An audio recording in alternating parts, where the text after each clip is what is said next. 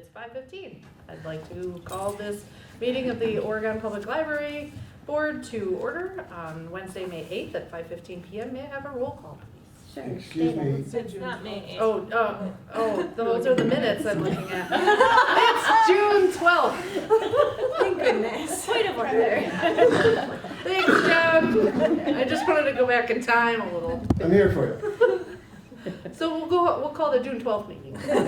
Now, can I have a roll call? Laura? Sure. Stata. Here. Nelson. Here. Goplin. Here. Beshin. Here. Bergstrom. Here. Bonsonfield. Here. And Reese. Here. Thank Thank you, you. Laura. I would entertain a motion to adopt or amend the agenda.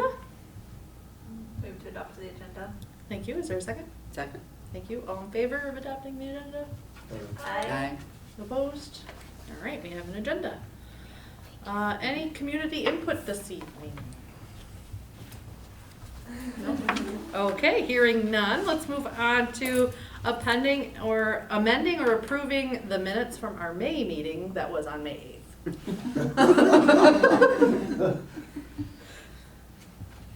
Anybody want to make a motion to approve or amend? So, Thank you, Laura. To approve? Thank you, Laura. Is there a second? I'll second. Thank you, Coral. All in favor of adopting or approving the minutes from our May meeting? Aye. Opposed? I'll abstain, I wasn't here. Thank you, Leslie. Let's see if we can combine 5B and 5C for reviewing and payment of available bills and accepting the financial reports. So just want to point out, we do have our summer programming events that you'll see expenses for on this voucher list. It's important to know that the funding for those comes from the Friends of the Library donations, so not coming from our budget at present, other than a nominal amount, I think, that's already been spent. So that's a point to note. If you have any questions on any specific items, I'm happy to explain what those expenses are for.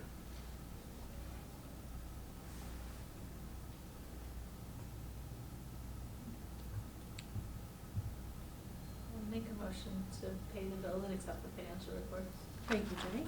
Is there a second? I will second. Thank you, Leslie. Any questions, comments? Okay, hearing none, all in favor? Aye. Opposed? All right, thank you, everybody. Just moving right along to summer reading program handout. So our summer reading program sign-up started on June 3rd, just a little bit before school got out, and we've had lots of folks of all ages come in to start signing up for that. I'd encourage you to check out the handout. It's a great program for folks of all ages. We do have an app that people can sign up from home even, but we do have a paper logs if people prefer to track the reading on the logs. We just ask that they enter their reading by the end of the summer so that we can get some great statistics about how much reading is done. And so just a great program to keep kids engaged in reading over the summer when school's out. There's also a lot of fun and engaging events planned at the library over the summer. Many of them are here at the library. We do have a few that are at Prairie View, Waterman Park, outside locations, to just have an alternative, other locations for folks that's important to. So I encourage you to just take a peek at the schedule to see all the wonderful things we have going on. It's been really fun to see all the folks that have been in the library during the daytime. Now that school's out, it just kind of shifts our busy times a little bit, and just fun to see the folks engaged in the library. Thank you. I know we are very excited for the Cool Treat Reading Challenge tomorrow. We are too. We are pumped.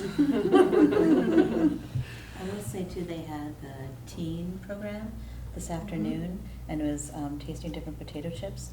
23 teens. That's Wow, awesome. that's great. Awesome. Mine was really sad we were gone. But looking forward to the Bobo Book Club. Thank you, Jennifer, and thank you to the staff for putting on such great activities for the summer. Director's report.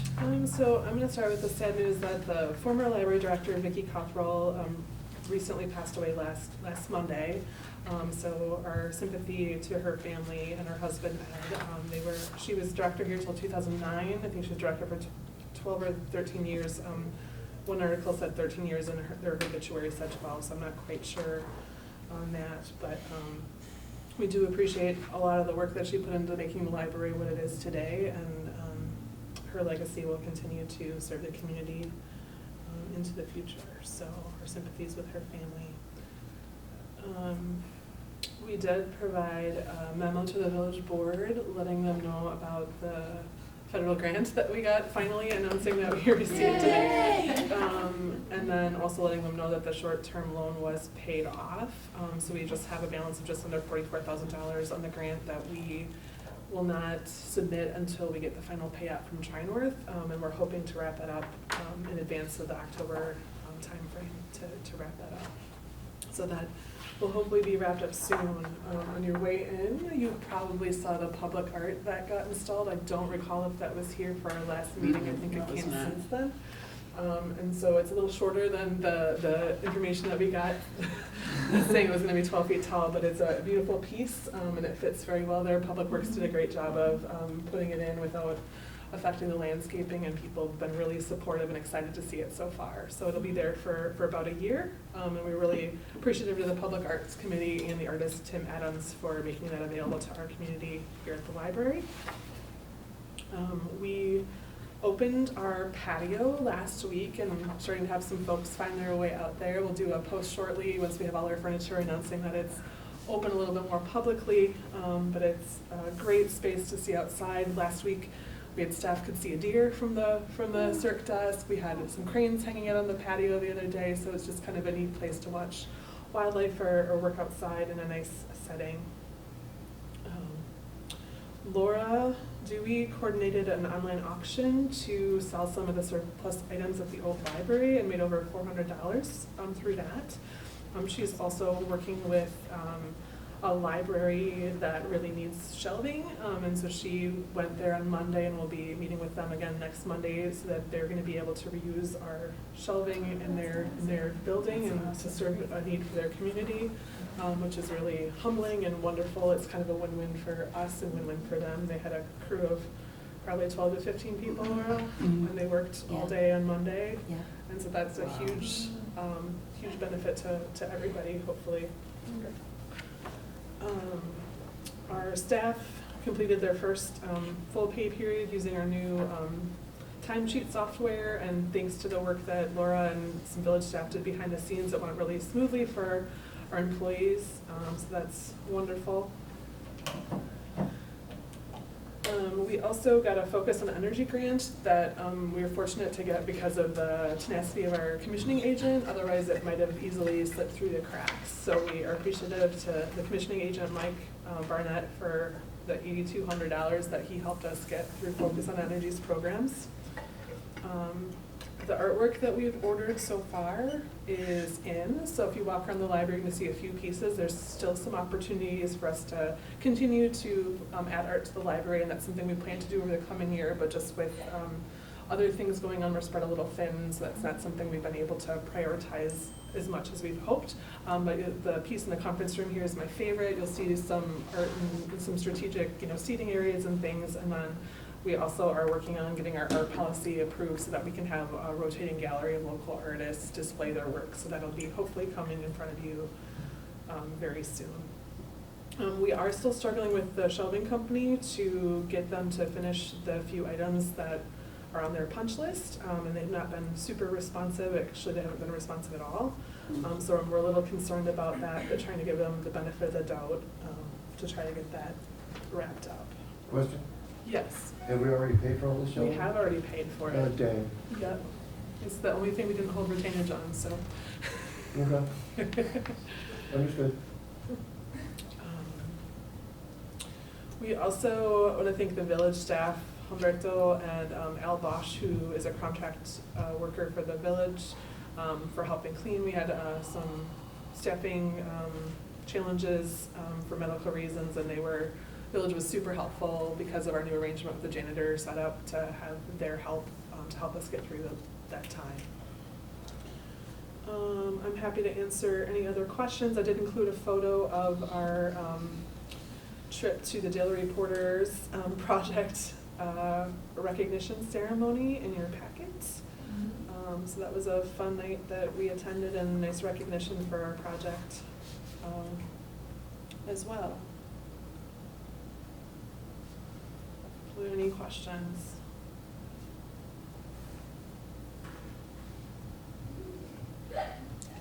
Hearing none, we can move on to the library statistics.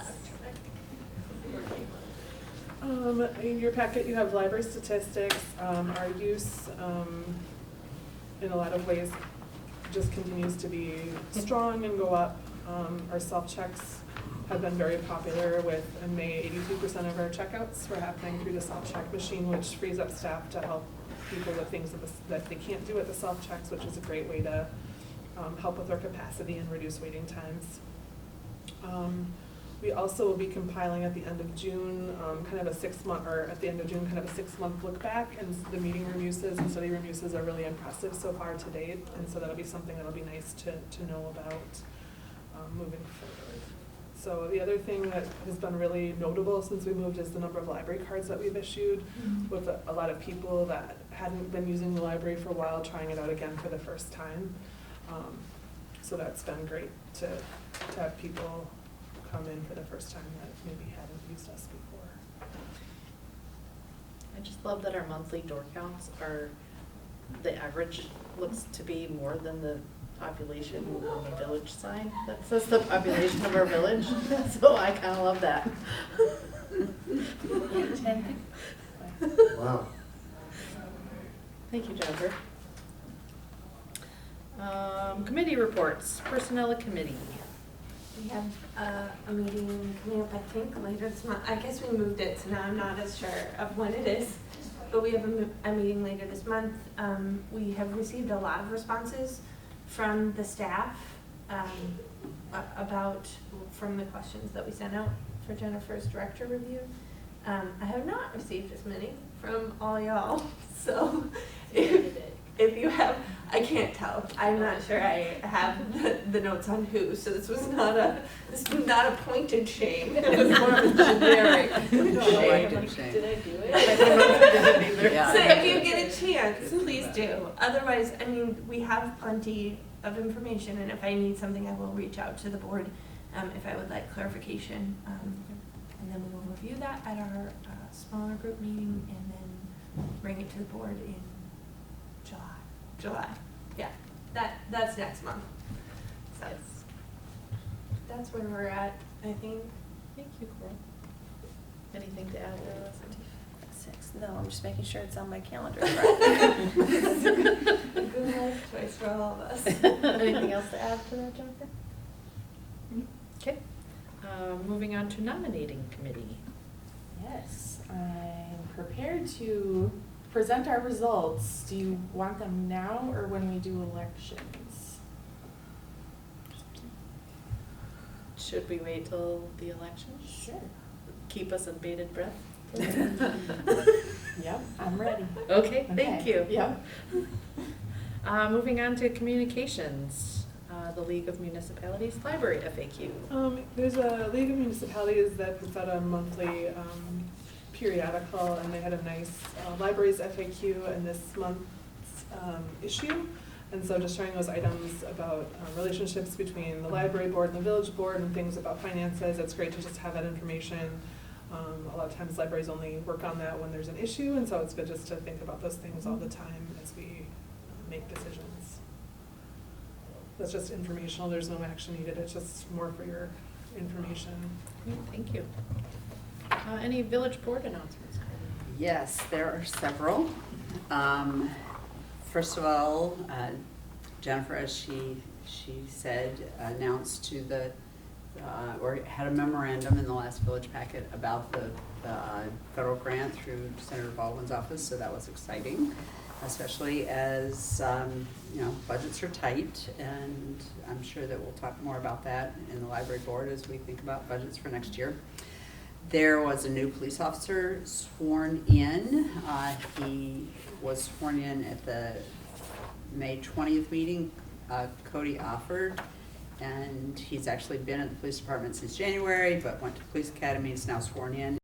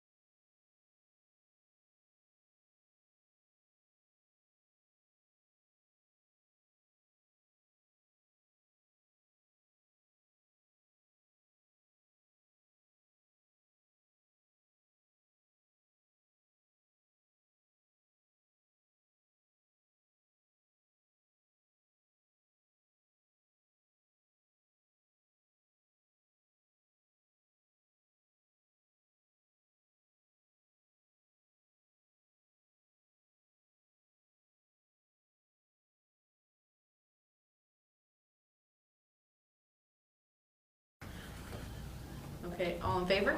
Aye. Opposed? All right, thank you, everybody. Moving on to the annual review of our bylaws. This is just something we started doing at the annual meeting. To make any changes in the bylaws does require advance notice, so we couldn't make any changes tonight, but it's just something that, to have on the agenda to make sure that we are looking through those and making sure they're relevant, and if there's any changes that somebody would like to propose discussing, we could put that on the future agenda to discuss and then adopt at a future date. So there's no action tonight unless somebody saw something that they wish to present to the board to discuss amending it at a future date. Anyone? We're good? All right, thank you. The perennials from 256 Brook Street. I'm not sure this is entirely necessary, but I just always want to be cautious and transparent that we, for many years, the Friends of the Library provided donated labor and often donated plants to make the grounds at the old library look beautiful, and did that since when I started and long before that, to the point that it's hard to tell what was paid for by someone else and what was there because of the labor of love and work that they put into it. With the library move, we've been talking with them about what their role, was there and what they'd like to do here, and talking through some of those things. And one of the opportunities that came up would be what happens with the perennials on the library property. And we're not talking about the perennials garden that's part of the senior center garden, just to be clear. It's just the perennials that are around the library that they maintained for us for a long time. With the planning for the senior center going on, we want to make sure that if there's something to be done with those, that's done while the plants are still healthy, while the weeds aren't, taking over. And so they kind of identified as a potential fundraising opportunity. If they were willing to dig out any of those perennials, they could potentially sell those as a fundraiser for libraries because of their gardening talents. And so the village is okay with this. I talked to both the village administrator and the public works director. They have no concerns about it, but I thought it would just be good to document officially in case there was any concerns that I would recommend that you allow them permission to remove any perennial flowers and plants from the Brook Street property, knowing that we're talking about just the library property and not the senior center spaces. Does this require a motion or just by consensus? I would suggest a motion just to be. May I move? Thank you, John. Is there a second? Second. Thank you, Carleen. Any discussion? Yeah, actually, if they need help with that, gardening is like my favorite thing. That would be wonderful. I'll let them know. I would love to help dig out and divide plants. Thanks, Carleen. And I would love to buy some. And just to be clear, they don't have any specific, this is information gathering and permission gathering. They don't have any specific plans at this time, so. Just they want to know if they have permission to do it. Yeah. Yep. Understandable. Thank you. All in favor? Aye. Opposed? All right. Thank you, everybody. Moving on to the 2024 budget schedule. So you should, I believe, have a copy of the village budget schedule in your packet. Usually in June, we have a very, very preliminary kind of overview of what the budget for next year would look like, what some of our priorities and opportunities or challenges might be. So our budget, like usual, is due to the village in August, so we would need to approve that at our August meeting.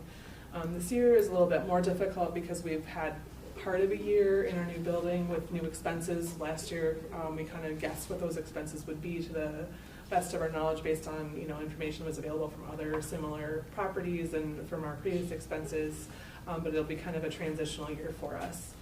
So I kind of have a memo kind of highlighting some of the big picture things. So from our budget perspective, one of the things that we're anticipating is a small increase in county revenue, which is wonderful to see. In the future years, they're reevaluating how their formula works. But also we're going to have more use because our library is busier, and then also their reimbursement formula does include a facilities reimbursement. So because our building is bigger, that portion of the formula will also increase at this point. Our wages will budget, there's a village resolution in the packet later we'll talk about in a minute, and we will budget our wages at that rate proposed. We always like to follow what other villages departments are asked to do as best practice. I talked about this a little earlier with building costs being our first year. You know, things like maintenance costs. Now we have actual contracts with vendors to do things like maintain the solar panels and HVAC, which before we were just guessing before the system was installed, and so we'll be able to firm up those numbers to the extent possible. The one unknown that'll be, again, a guess is service calls, because our building is still under warranty this year. We won't really have a good track record of understanding what we might expect for service calls in a typical year. So we'll put in kind of a nominal amount, and we're gonna guess wrong no matter what we guess, but we'll just try to make a best effort to project what that might be and then adjust in a year or two from now, we'll have much better numbers. Staffing, in the memo, you'll see that village departments, except for the exceptions the village noted, are asked not to submit any staffing requests for 2025. And we do appreciate that they're giving very clear direction to departments, so that as we have conversations, we can prioritize it. But they also, like Carleen reported, are anticipating a referendum in April of 2025, so it'll be important that we communicate our staffing needs as part of that conversation to make sure our positions can be considered as the village moves forward with their planning for the future. Question? Yes, John? Has the library undergone any staffing changes? So we've added 2 positions this year. One position was changing from a cleaning service to a full-time janitor position that's also shared with Village. So Right. it's not necessarily an addition, but it's kind of a shift in how things were done. Okay. And then this year we also added a full-time teen librarian to our youth services Right. department, which has been absolutely critical to have. I don't know how we would have survived without that. Right. We do have some staffing needs that are more urgent than some others, so we'll be having a conversation with our managers about what our staffing needs are most immediately, but then also over that 10-year window that the village is asking for. But you've retained all of your existing staff moving forward, We haven't cut any staff moving forward at this point. and they've so. all stayed and none have left? We've had some turnover. We had somebody that retired in May, Okay. but we haven't, I don't think, had anybody else leave since our move other than that retirement. Okay. Yeah. So that's important to note. The other thing that we've been talking about for a number of years is that we are one of the only libraries, and I think we're at the time I checked, we were the only library in Dane County that didn't budget for programming as part of our operating budget, and that's historically something the Friends of the Library has always funded. In recent years, they've had a lot of fluctuation in their budget because of the ending of programs like the Bills Receipt program, which did a great job of giving back to the community. And so that's something that we want to ensure that there's at least a core amount of funds available each year, because that's a core. Summer reading program, for example, is an absolutely essential part of what we do. And having places for people of all ages to be engaged in the community is a core to our mission. So that's something that the village is aware that we have as a goal to include into our budget, and it might take multiple budget years to get where we'd like to see that. But we just, the Friends are their own group and get to make decisions and have fluctuations in their funding that we can't control, but we very much appreciate their historic support. On that same note, the Dane County Library Board started talking about programming as a possible request that they might make to the Dane County Board of Supervisors is something that's essential to libraries and that they'd like to see Dane County support. But this was just a very initial conversation, and there's many steps that would need to happen before that they would actually include any amount in their funding for that. But I just want to be aware that those talks are ongoing, as I learned about it through the village administrator's email alert. So we're going to do our best to do a responsible budget, knowing that funds are always at a premium and every department has challenges, and wanting to make sure that we do our part to be responsible.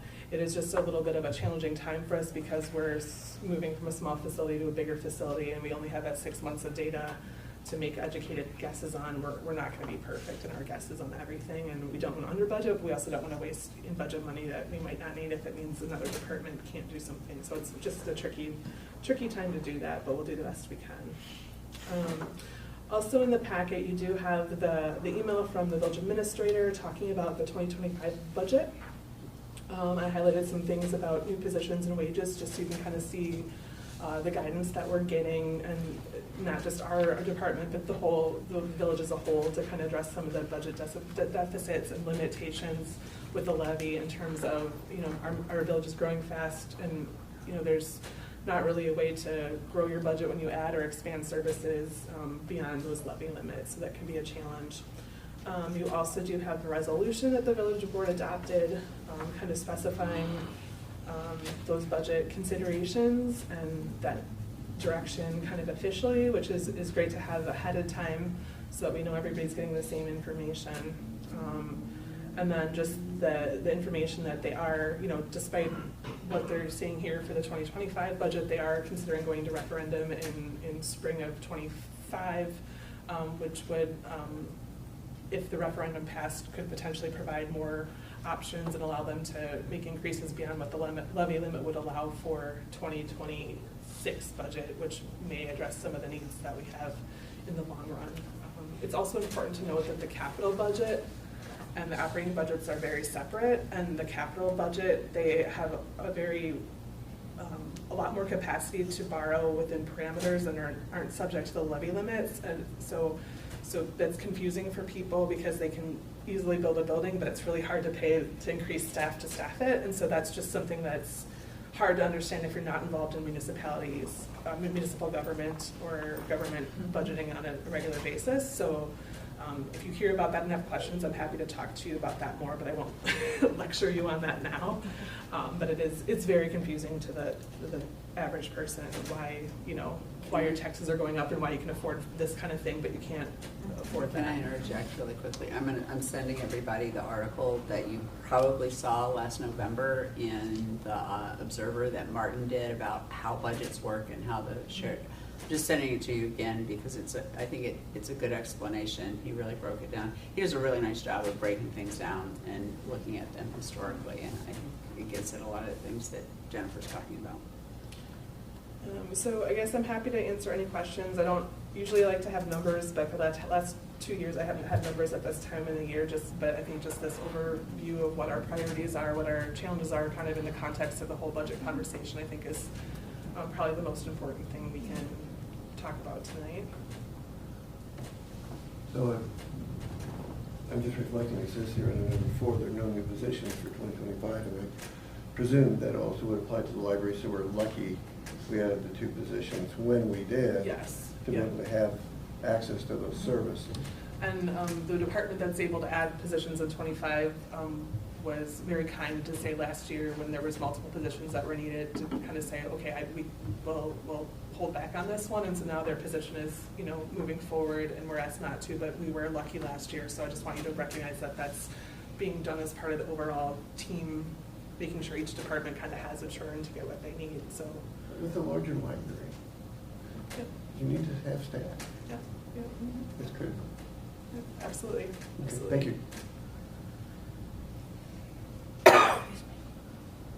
Thank you, Jennifer. Any other questions or comments? I really do appreciate the way you lay this out, though. It's really helpful to me to understand what's going on, so I appreciate that. Thank you.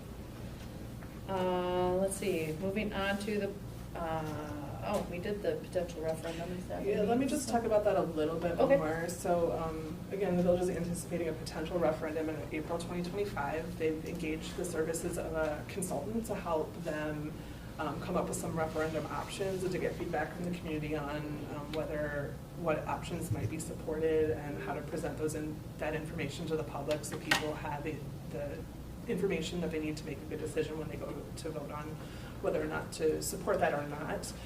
As part of that, the timeframe to do that is very quick because they have to finalize referendum questions in December for the April election. And then they have to analyze the needs of all departments, to kind of decide what to get feedback on and then what to present to the community. And so it's likely that we'll need to kind of come up with what we need by the end of July, which isn't a lot of time, especially given that we're switching from a small library to a big library and our needs are drastically changing. And we'll want to think about things like adding Sunday hours that right now are on our radar. But if we're talking about that 10-year period, 8 years from now, we might want to do it. And if we don't share or evaluate that need, it may not be able to be prioritized. So it's something we at least want to be thinking about. And so I've asked each of our department heads to kind of reflect on their own departments. I'll be doing the same exercises on my own, and then we'll kind of be bringing back everybody's kind of perspective to try to figure out how those pieces come together. We'll also be looking at some comparable communities that the village has identified in the strategic plan and what those libraries have for staffing, and then try to figure out what commonalities, or if our numbers are different, why, what's the difference between these two approaches to see, if they need more or less, and why that might be the case, to try to make sure that what we're asking for is responsible and kind of jives with what other communities are experiencing. But it's a little bit hard to have that long-term,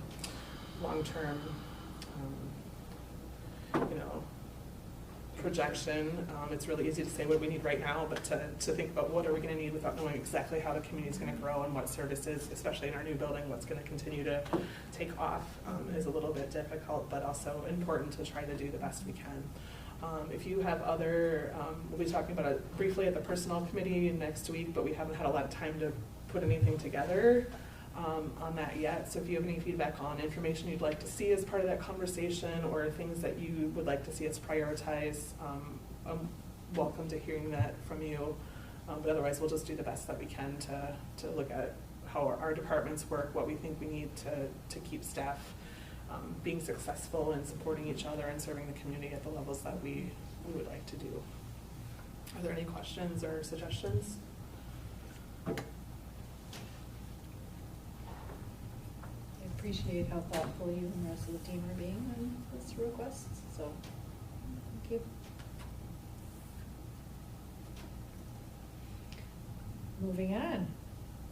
Next meeting, Wednesday, July 10th. I'll have our month straight by then. Any request for future agenda items? Just a Hearing- point of information, I'll be at a conference in Michigan and unable to attend it. Great, thank you, Jen. And just because summer is a time where a lot of people have lots of things going on, just because we want to make sure we have a quorum, if you do find that your schedule doesn't allow you to come, I do appreciate you letting us know as soon as you can reasonably tell me, just to make sure that we do have enough folks for the meeting. Thank you, John. No, thank you. All right, I'd entertain a motion to adjourn. So moved. Thank you, Carleen. Is there a second? Second. Thanks, Laura. All in favor? Yeah. Thank you. We are adjourned.